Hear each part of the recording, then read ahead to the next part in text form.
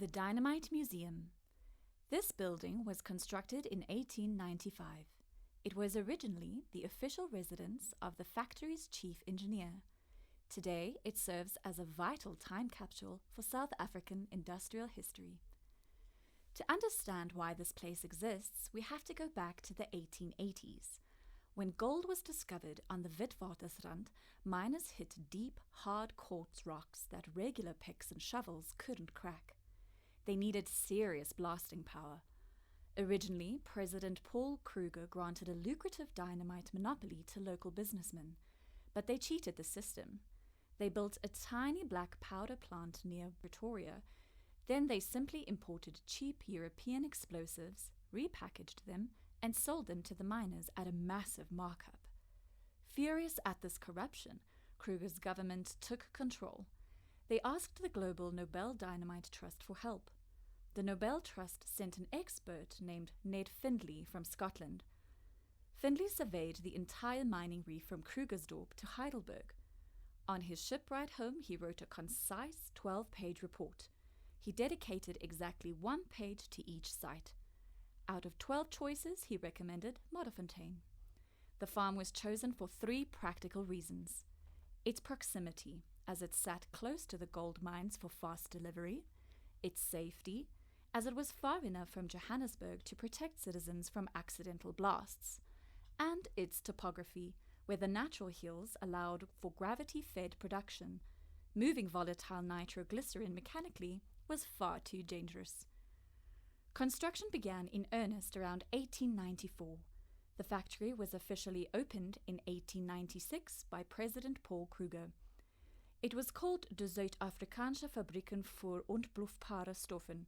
It instantly became the largest commercial explosives factory in the world. Step inside to see the incredible artifacts. You can view the actual theodolite used to survey this very land in 1894. You will also find some artifacts from the blockhouse built by BP in the front room. Towards the back of the building, you will see some photographs of scout camps and activities over the years in Modderfontein. The museum also protects the company's earliest handwritten minute books and original survey drawings. Outside, you can see historic transportation artifacts. Franz Hoenig House. This is Franz Hoenig House, built in 1896. This house was the heart of the village. It was constructed for Franz Hoenig, a brilliant Austrian engineer. The Nobel Trust's directors deliberately chose Hoenig for his unique abilities. He spoke 5 different languages fluently. This skill was critical. The early workforce was a motley polyglot population. Hoenig used his linguistic talents to unite immigrants from Italy, Germany, Denmark, Sweden, and the UK. He successfully pulled these different cultures together to build the factory and town. Hoenig hired expert German craftsmen, masons, and carpenters. They imported all the building materials directly from Germany. Notice the distinct Germanic roof and unique architectural style. This house has survived decades of deep history. 7 successive factory managers lived here between 1897 and 1949. But this is where our scouting history links up. In 1899, the South African War broke out. Franz Hoenig returned to Europe. The factory stopped making mining explosives. It shifted overnight to make military munitions for the Boer forces. By June 1900, British forces occupied the village. They established an elite parliamentary peacekeeping force. This was the South African Constabulary. The man placed in command was none other than Major General Robert Baden-Powell, the future founder of the Global Scout movement. BP made this village his military headquarters. He lived right inside Franz Hoenig House. It was during these intense military years, right here in the South African veldt, that Baden-Powell trialed core concepts of resourcefulness, scouting, and small unit leadership that would eventually form the blueprint for scouting. He walked these same garden paths while conceptualizing the ideas that changed youth development forever. To honor this incredible history, one room inside the house is completely dedicated to Baden-Powell. It preserves artifacts and memoirs from his time commanding the forces on this estate. Before you move to the next building, take a look beneath the house. See if you can spot the entrance to the old wine cellar.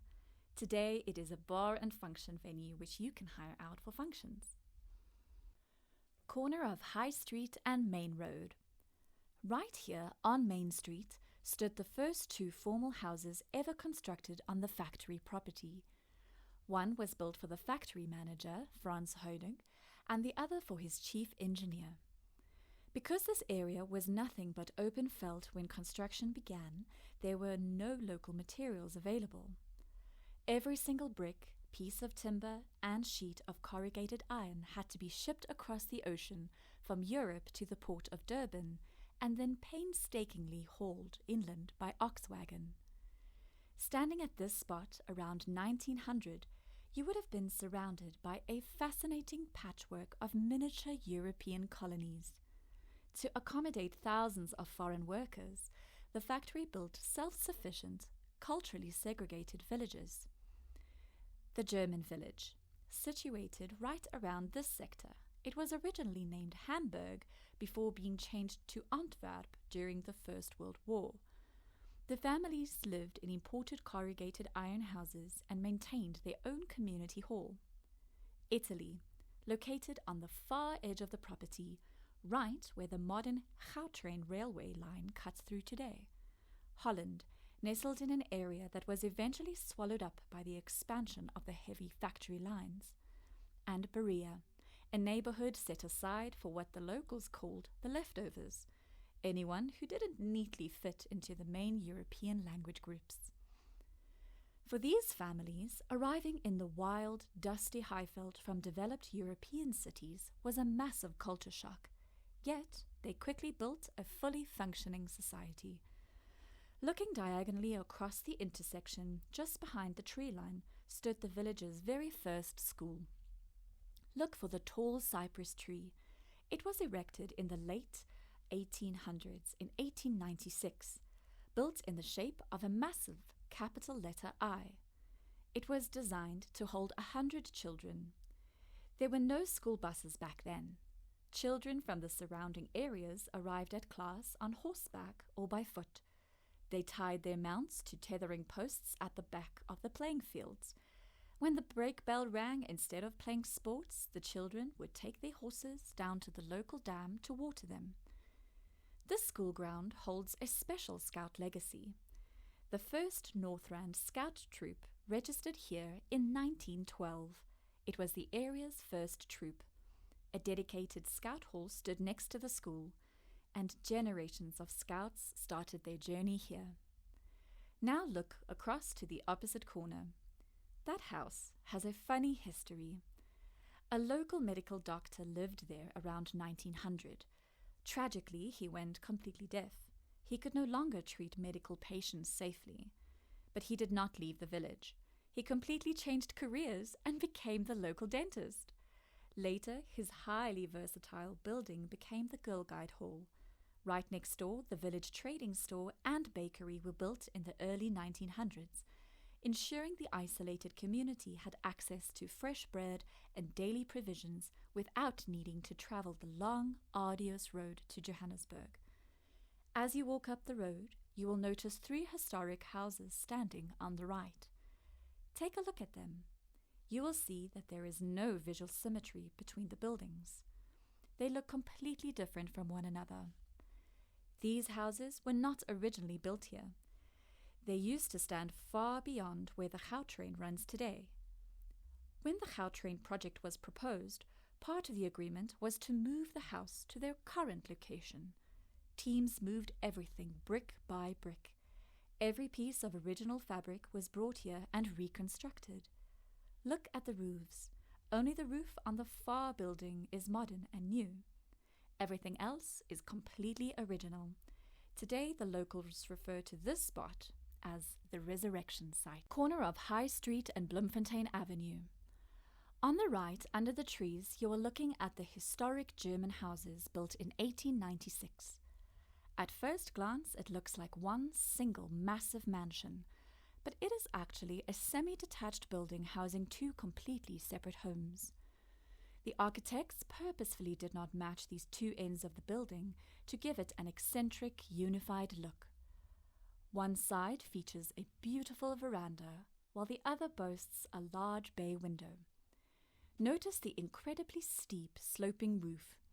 This design was imported directly from Germany to allow winter snow to slide right off. Of course, on the sunny South African highveld, snow was hardly a regular problem. Right on this corner stands a strange, weathered structure.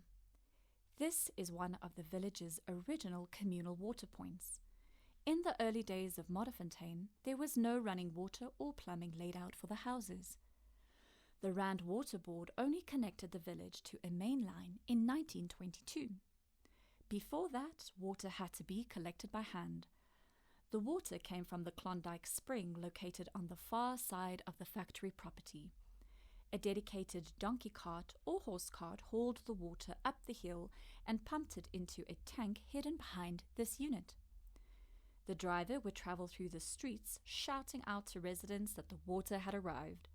You can still see the hook on the structures where villagers hung their heavy metal buckets while turning the tap. Look up at the massive, towering trees surrounding this residential zone. These trees were not planted just for shade or decoration. They were an active line of defense. The factory management specifically planted thick, dense rows of blue gums and pine trees to act as a physical buffer zone. If an accidental blast occurred at the chemical lines down the valley, these massive tree lines were designed to absorb the primary shock wave, trap flying debris, and protect the residential homes from devastation. The weather station. Look closely at the stone building in front of you. Built in 1896, this facility was not a luxury for local hobbyists. It was an operational necessity to prevent a catastrophic explosion that could have leveled the entire region. You might be surprised to learn that you are not looking at this building in its original spot. In the 1970s, the factory needed to expand to construct a new artificial ammonia plant. To preserve this vital piece of industrial history, heritage masonry specialists carefully dismantled the entire weather station brick by brick and rebuilt it exactly as it was here on this new site. Manufacturing dynamite required handling massive quantities of nitroglycerin. This chemical is extraordinarily sensitive to atmospheric friction, sudden temperature changes, and static electricity. As you know, the highveld is notorious for its sudden, violent summer thunderstorms. A single stray bolt of lightning striking an active production line would mean total devastation. To put the stakes into perspective, the shattering blast radius of a large-scale dynamite catastrophe is immense. In 1896, the exact same year this factory opened, the famous Bloemfontein dynamite explosion occurred nearby, where a trainload of dynamite detonated. That blast completely flattened every single building within a 1-kilometer radius, obliterated surrounding suburbs, and left a massive crater the size of a sports field. The shock wave was so powerful that windows rattled 50 kilometers away in Pretoria, and the sound of the explosion was heard up to 200 kilometers away in Klerksdorp. Knowing that a single spark at Modderfontein could mirror that level of destruction, the station was the factory's primary defense system. Its sole purpose was to track shifting air pressure, incoming storm fronts, and electrical buildup in the air. When the meteorologists inside detected an approaching storm, they didn't just log it, they triggered the factory's massive siren-driven evacuation protocol. The ramifications of that siren were instant and absolute. Total evacuation. All manufacturing ground to a halt. Workers immediately abandoned the danger zones and fled to safety bunkers. The decontamination wash. Crucially, before the factory could be left empty, the entire production area had to be thoroughly washed down. Teams had to clear away any residual chemical dust or loose liquid, ensuring that if lightning did strike the buildings, there would be no fuel to ignite a chain reaction blast.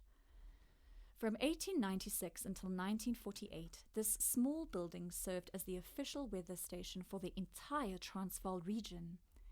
Every piece of regional weather data was recorded right here until O.R. Tambo International Airport took over tracking duties after World War II. The factory's legacy of testing sirens actually lives on today. Every Friday at exactly 12 p.m., the modern factory's emergency alarm is still tested across the village. In the early days, if you heard that siren switch to a flat, continuous tone, it was the historic all-clear signal that the storm had passed and it was safe to return to work. Flagpole and Blockhouse. This high ground was the primary communication and security hub for early Modderfontein. Originally, a massive wooden flagpole stood at the top of this hill. You can see the stone base of the flagpole at the top. President Paul Kruger required a physical warning system when he authorized the factory. There were no telephones or mobile networks back then. Whenever a dangerous chemical process or mixing session was happening down in the factory lines, workers hoisted a bright red flag. The surrounding landscape was completely desolate and barren of trees. This allowed residents and travelers to see the danger flag from miles away. The high flagpole was a massive lightning magnet. It was struck by lightning repeatedly over the years. By the late 1940s, factory sirens and telephone networks replaced the old flag system. Interestingly, the company could not just tear down the flagpole. It was a state-mandated security measure. The government had to pass an official act of parliament to legally discontinue the flag. This hill is also where Major General Robert Baden-Powell transformed his career. Biographers frequently refer to Baden-Powell as the man who lived twice. His first life was lived as a celebrated, strict British military war hero. His second life was as the peaceful founder of the global scouting movement. His time here commanding the South African Constabulary was the bridge between those two lives. He was changing from a soldier into a peacemaker. To build this new police force, he required every single recruit to stand on this ground and recite a strict legal oath. I, name, do solemnly swear that I will faithfully, diligently, and impartially execute and perform the duties required of me as a member of the South African Constabulary and will well and truly obey and perform all lawful orders and instructions. Baden-Powell designed this specific oath to serve as the absolute legal foundation for the force. But he knew legal words were not enough. He complemented the oath with a strict code of honor. This code focused heavily on personal responsibility and introduced a brand new motto: be prepared. This exact civic structure directly influenced the development of the global Scout promise and law we use today. To train his men, Baden-Powell used the open fields around this hill for fast-paced gymkhana horse games. Standard British military riding was far too stiff and rigid. Baden-Powell wanted to break that habit. He wanted to transform basic riders into intuitive, flexible horsemen. He believed that a man who could play complex games on horseback would remain relaxed and effective as a scout during a real crisis. These games made his men just as agile and adaptive as the local Boer commandos they were tasked with tracking. To protect the strategic high ground from snipers, Baden-Powell erected a specialized defense fort right here.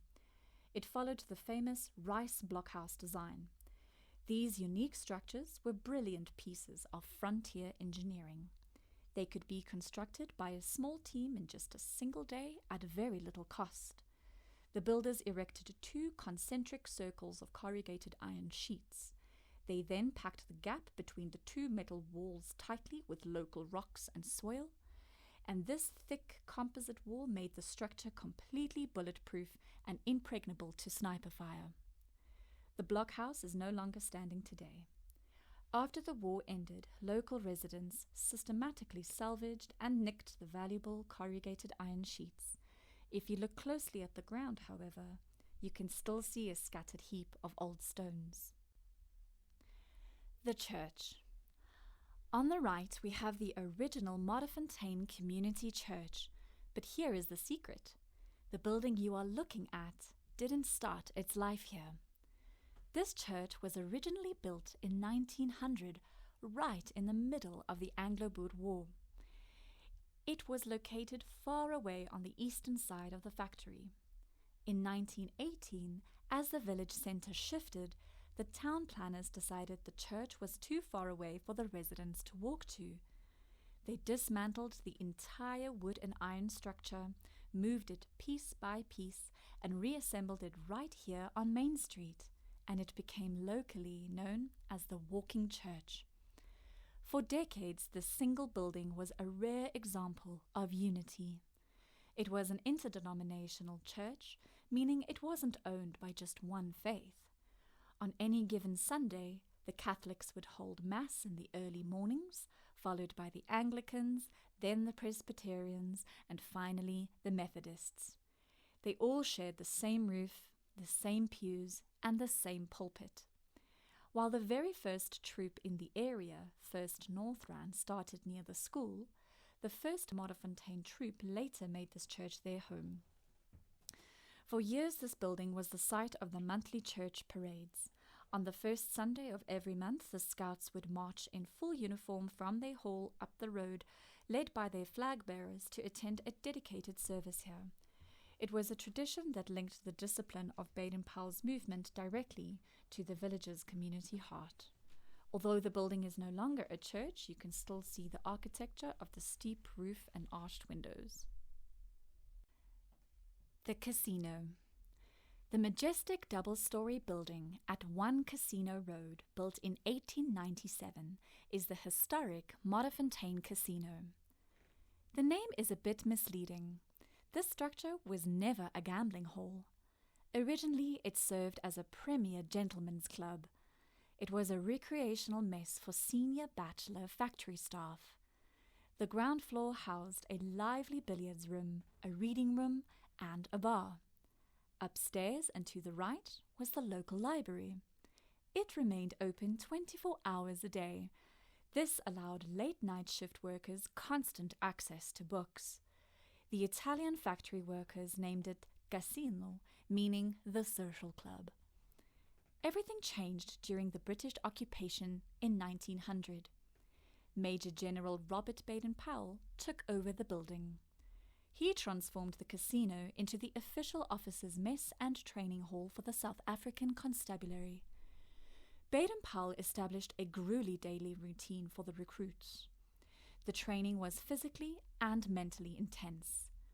Mornings were spent out in the open veldt. Recruits practiced hard horsemanship and tactical riding drills. But the afternoons belonged inside these walls. Baden-Powell converted the massive upstairs lounge into his personal classroom and lecture hall. Here, rough wartime soldiers from Canada, Australia, New Zealand, and elsewhere in the British Empire sat at wooden desks. Every afternoon, BP personally taught them courses in civil law, local court procedures, and station management. He was actively turning soldiers into peacetime police officers. The training did not end when the sun went down. Nights brought an entirely different set of challenges. Recruits were forced out into the pitch-black, high-veldt terrain. They conducted intense nighttime routine marches and blind night rides. BP often sent men out alone on horseback. They had to navigate hundreds of kilometers of dangerous, dark wilderness. This taught them to fend for themselves and to trust their own intelligence. Yet, Baden-Powell balanced this harsh discipline with a deep focus on personal care and reflection. He strongly believed that a true scout required a quiet, grounded mind. Recruits were taught habits of strict personal hygiene, health preservation, and daily self-discipline. Every evening ended with a mandatory period of rest and quiet reflection. Men examined the actions and committed to doing a good turn for someone else every day. If you step inside today, you will find the building operates as a business center. Remarkably, the historic interiors are largely intact. The original intricate pressed steel ceilings and high wooden beams look down on the office spaces. The Victorian fireplaces still stand proud in the meeting rooms. The dark wood paneling of the old gentleman's bar still lines the walls. Should you be able to go inside, look closely at the main conference room to spot a striking stained glass window.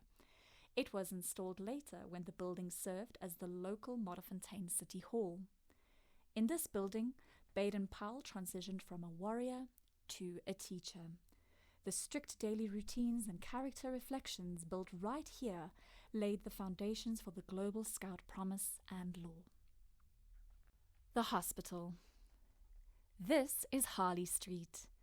Management named this lane after London's famous medical district. This exact spot was the medical heart of early Modderfontein. Here stood the original factory hospital and doctors' quarters. The hospital was built in 1895. It was constructed at the exact same time as the dynamite factory. Manufacturing explosives was incredibly dangerous work. Immediate emergency care was vital for the workers. Because of this, the proximity of the hospital to the village was deliberate. When Major General Robert Baden-Powell arrived in 1900 with the South African Constabulary, his medical officers operated right on this strip. The commander, his elite officers, and the medical staff all worked within this tight, high-security precinct. In those early days, factory accidents required quick transport. The factory's very first ambulance consisted of a simple canvas stretcher. It was mounted on two massive wheels. Attendants physically rolled injured workers across the veldt to this hospital. Later, the company upgraded to a four-wheeled wagon with large red crosses painted on the sides, drawn by two black horses. As the local population grew, patient accommodation became scarce. To solve this, management constructed a separate, smaller, single-detached ward further down the road in Berea village. This smaller building handled overflow cases and later served an essential role during the 1918 Spanish flu pandemic. Years later, in 1911, a much larger facility opened a few kilometers away. That was the Grand Springkuil Sanatorium. It was built to treat miners suffering from severe respiratory illnesses. Today, that iconic site forms the centerpiece of the modern heritage estate. Original farmhouse and dams. Look out over the valley sweeping down before you. You are looking at the natural landscape where the story of Modderfontein first began. Before the world's largest dynamite factory arrived, this land was a quiet, rugged Highveld farm. It was owned by a legendary Boer big game hunter named Willem Prinsloo. The locals nicknamed him Willem Vrachtig. He originally acquired this massive farm by bartering elephant ivory, animal skins, and horns. When the industrial gold rush exploded, a mining group bought the farm from Prinsloo. Part of the strict legal agreement allowed the Prinsloo family to continue living on their homestead for the rest of their lives. Sadly, nothing remains of their original farmhouse today. Notice the streams that we have crossed, snaking down the valley into the massive system of dams below. The factory creators did not build these dams for beauty. They were an industrial necessity. The factory required millions of litres of water to generate high-pressure steam, power cooling systems, and safely wash volatile nitroglycerin. The different dams had very different, hidden purposes. Dam 2, the Soap Dam. This dam holds a dark chemical history. The factory channeled all its hazardous manufacturing waste here. This included the soapy alkaline water used to neutralize raw explosives. Over decades, evaporation left behind concentrated, highly toxic chemical levels. No plants or animals could survive here. But massive modern environmental cleanup projects successfully saved it. Today, the water is entirely clean, the toxicity is gone, and the thriving birdlife has completely reclaimed the shoreline. Dam 3, the Fish Eagle Dam. This beautiful body of water was built in 1896. The factory used it as a major recreational escape. More importantly, Major General Robert Baden-Powell camped right along this lakeside shoreline with his early South African Constabulary troops. It became the primary tactical training ground for the Modderfontein Land and Sea Scouts. Today, it is a picnic and fishing spot inside the reserve. Cutty Sark's Scout Group and the Modderfontein Conservancy meet on the opposite side of the dam from the old Scout campsite. Beyond the dams, across the highway to the west, was a farm known as Frankenwald. Baden-Powell hunted birds and antelope on this farm with his friend Alfred Bate. BP Coach. On the other side of Johannesburg from Modderfontein is Florida, the home of Gilwell Scouting Center. This has been the center of scout training in Johannesburg for over 100 years. There is a link to Modderfontein that you can see if you visit there. BP Coach. This was a railway coach built in 1893 in England, which was used as a government saloon coach by the South African Republic. After the war ended, along with some other railway coaches, it passed into service of the occupying government. From 1900 to 1902, Baden-Powell used this coach to travel around the country inspecting the South African Constabulary. After Baden-Powell left Modderfontein, the coach was used to move staff between Modderfontein and the Zeefontein railway station in Kempton Park. After that, its wheels were removed and it was used as the clubhouse of the Bowls Club in Modderfontein, behind the casino building we visited earlier. In 1959, the Bowls Club built a second bowling green and a larger clubhouse. E.K. Gibson, who was the manager of the factory at the time, was also a scouter, and he arranged for the coach to be donated to Gilwell. There is a logbook at Gilwell which includes photographs from the handover ceremony. Over the years, the coach fell into disrepair, and over 1981 and 1982, the coach was restored by volunteers of the Gilton Patrol Leader Training Unit. The roof was replaced, a new shelter was built over the coach, and visitors to Gilwell can experience this link to BP's time in South Africa directly. Many courses held at Gilwell include a session run inside the coach. Credits. This project was inspired by the research of Carl Koller, whose family has lived near Modderfontein since the 1880s. Carl recorded the scouting history of Modderfontein, including memories of his grandfather, in a series of articles that were the basis of this audio tour. The Dynamite Museum and the Modderfontein Conservation Society provided support, access to sites, and additional research material. Robbie Vermont and Keith Martin led tours which helped in the compilation of this material. Warren Rocky provided unpublished material from Carl Koller. A Scout donation platform campaign provided the funding for this project. Thank you to Richard, Ben, Mark, Louise, Gareth, Kathleen, and 3 anonymous donors for making this possible. The scripts were researched and written by Paula Groenewald, Debbie Simmons, Desiree Hogan, Alison Odgers, Martin Rutter, and Peter LaRue. The English version was recorded by Dawn Ledbetter at AMPD Studios in Johannesburg.